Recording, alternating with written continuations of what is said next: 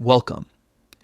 In today's video, we're diving into a quick and simple guide on how to view your shared highlights activity on Instagram, updated for the latest version of the app. If you've been wondering where to find all the highlights you've shared over time, or just want to keep track of what's featured on your profile, you're in the right place. Instagram's features evolve constantly, and it's easy to lose track of where certain options move after an update. But don't worry, this method works perfectly with the latest interface. Let's get straight into it. First, open the Instagram app on your phone and head over to your profile page. You can do this by tapping your profile picture icon in the bottom right corner of your screen. Once you're there, take a look at the top right corner and tap the three-line menu icon, also known as a hamburger menu. Next, from the options that appear, select your activity.